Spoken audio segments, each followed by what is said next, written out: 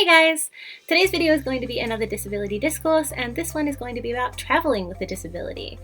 I've been fortunate enough to get to travel quite a lot in my lifetime, and I think we all know that even without a disability, travel can be super stressful. And especially for those of us with conditions that get worsened by stress, this can make things kind of tough. So today I'm going to go through 10 things that have really helped me to lessen my stress from travel and help me just keep things under control and kind of just smooth things over while traveling with a disability. So I really hope that this will be helpful to you, and let's get into it. So the way I'm going to format this is I'm going to try and do it in kind of chronological order. So we're going to go from the planning stage all the way to you getting home from your trip. So first off, let's start with some planning things. Number one is going to be checking the places that you want to go and the places that you want to stay for accessibility. This sounds really obvious, but I do have what I hope will be some slightly more useful tips for you. Of course, the easiest ways to check for accessibility are to check the place's website and to call in advance, and these are absolutely great. Do these for sure. However, I think we all know that unfortunately a lot of the time accessibility information isn't all that great and isn't all that readily available. So if you're having difficulty figuring out if a place is going to be accessible for you, I do have a couple of other things that you can try. Number one is Google reviews and TripAdvisor reviews. If the place that you're going is quite popular, definitely read through all the reviews of the place. Even people who aren't disabled might have mentioned things like, oh, there are a lot of steps and I didn't really like it, and obviously that's something that you need to take into consideration. So reviews can be really, really helpful. Just check what other people have said about the place. Second is YouTube videos. So look up the place that you're wanting to go or the place that you're wanting to stay and see if it's in anyone's videos. Even if they don't specifically talk about accessibility, you're going to be able to actually see what the place looks like from the ground and see if that looks like somewhere that you would be comfortable going. And my final recommendation is Google Maps Street View. I know it sounds a bit ridiculous, but especially for things like hotels, this means that you can get down onto street level and check the entrances, check what's around it, check the pavement situation, if it slopes up or down, the whole shabam. So if you can't find accessibility information on websites or by calling places immediately, don't panic. Definitely try and do a little bit more research.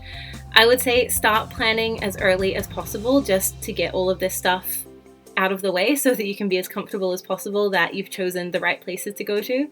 So your planning stage is going to be the most important part of your entire trip. Let's talk about it some more in number 2, which is schedule rest for yourself.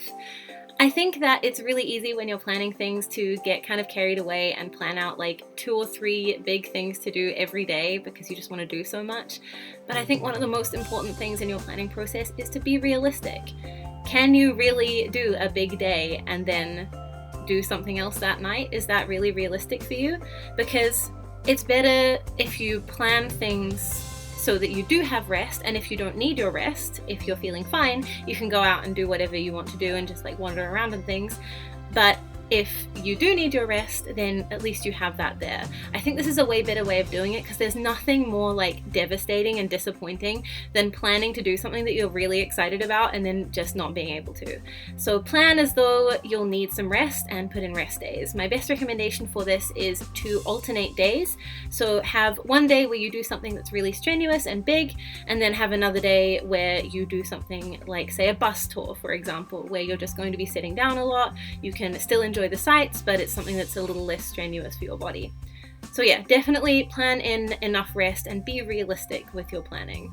Number 3, if you're traveling to a different country and you don't speak the native language there, look up any words that you regularly use to explain your disability and either memorize them or write them down. I suggest both because if you're in a stressful situation where you need to explain yourself, you probably won't remember the words that you learn. So I just recommend writing them down somewhere and keeping them with you just so that you have that if anyone asks or if you, for whatever reason, need to explain things. Number 4 is to take your time and research what accommodation is going to be right for you. For me, that means somewhere that is really close to a lot of different amenities, and I don't know what the right type of accommodation for you is particularly. Just make sure that you find what you're looking for and don't just book the first place that comes up. So for me, when I'm looking for accommodation, I need to make sure that it's super close to whatever transport I'm going to be using, if that's a train station or a bus stop or whatever that is. And I also like to make sure that it has some other things around there in case I end up really sore and I'm stuck in the hotel for a day or a couple of days. So I want to make sure it has a supermarket close by and that it has like maybe a couple of places that I can go out to eat if I end up not being able to travel further afield. Because the difference between having to like go out for a full day and then walking like half an hour back from the train station versus walking 5 minutes is really, really big, at least to me. So for sure, do your research, take your time when it comes to booking accommodation, start early, and just make sure that you get the absolute right place for you. Number 5, on that same note, reserve the right type of plane seat. Now, for you, that might mean that you want a window seat so that people aren't jostling past you all the time. It might mean that you want one of the seats with extra legroom up the front.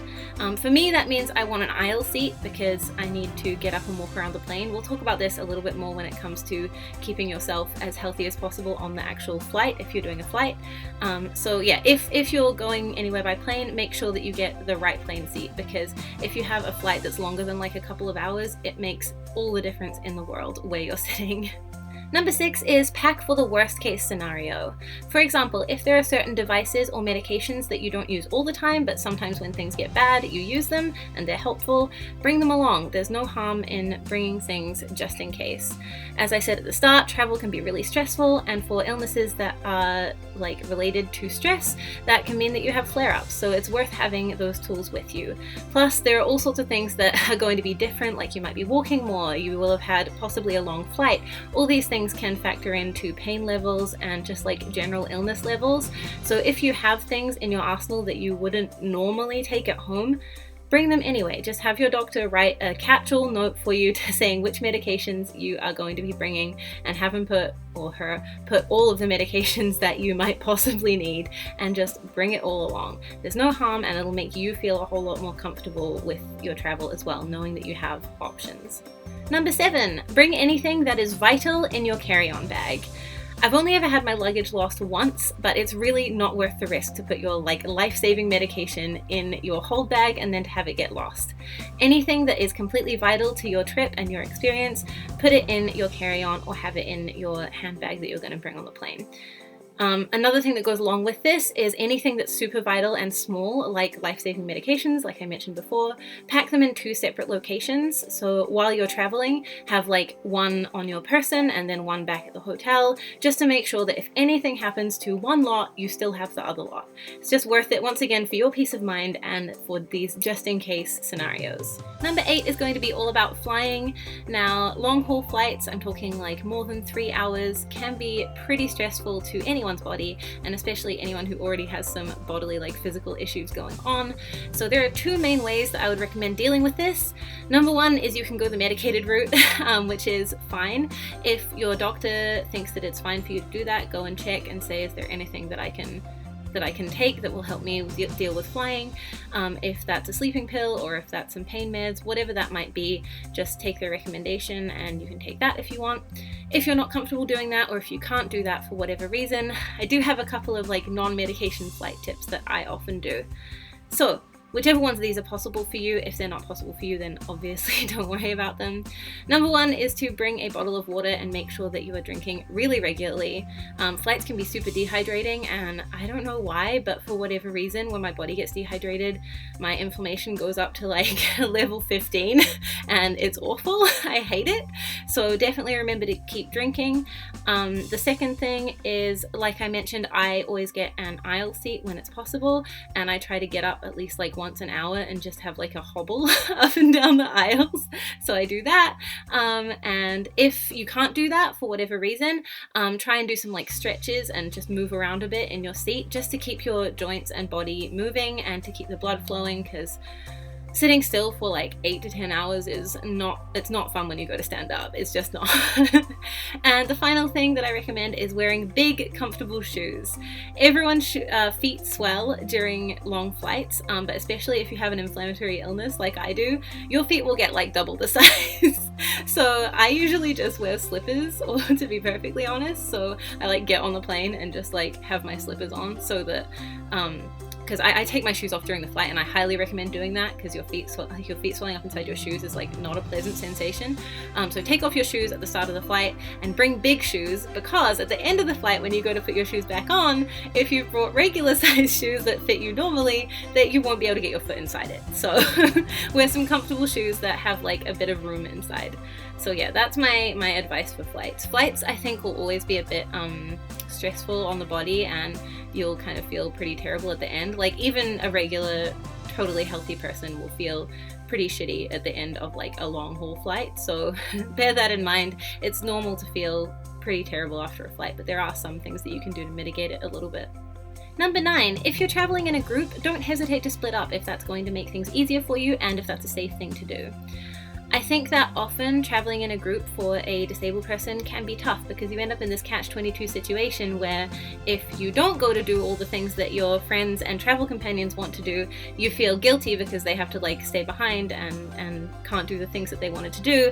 But if you do go and do them, then you feel terrible and you like are unable to move for the next like 3 days. So I think the best way to deal with this is just to split up, whether that means you staying back at the hotel and just sleeping or like resting for the day and then you can go and do the things tomorrow, or whether that means you going and doing something that is a little less strenuous. Perhaps there's other people who might like to join you, or perhaps you're going off on your own. Obviously make sure that it's a safe place to like go off on your own before doing that, but I think in general splitting up is a really great way to make sure that no one has to feel bad, no one has to miss out, and no one has to feel guilty. And finally, number 10 is to do with getting back. Try to leave a little bit of rest time if you possibly can when you get back to your home before you have to go out and do like work or school or whatever you're going back to. When I would do weekend trips away in Japan, I would always try to get back on either Saturday night or at the very least Sunday morning, so I could have that like little bit of extra rest time. No matter how prepared you are and no matter how well you plan and like do all the things on this list and all the things in your head, travel is really stressful and it's likely to tire you out a lot, because it's just going to take all your spoons and then you'll have none when you get back home.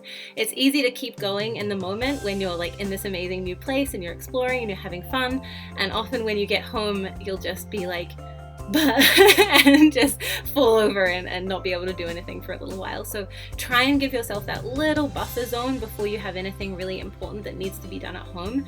And bear in mind that while you might feel bad the first couple of days or couple of weeks after getting back from a trip, try and remember that it was worth it. Like it's not worth ruining that whole trip in your memory just for the bad couple of days or couple of weeks after you get back. Like it was worth it. Like look back on your photos, look back through like everything that you did, and just try and remember that like this is what you did it for. So yeah, try and have a buffer and try not to let that end, like the flare up and the kind of come down at the end of your trip, ruin the trip for you, because the trip I'm sure was great. Okay, so that about does it for my 10 travel tips for disabled folks. I really hope that if you are planning on traveling for the first time or for one of the first times soon with a disability, that this has helped you. I know it can be really, really stressful and really tough to deal with, but I'm sure that you've done a great job and that you're going to have an amazing time away. Thank you so much for watching, and I will catch you in the next one. Peace!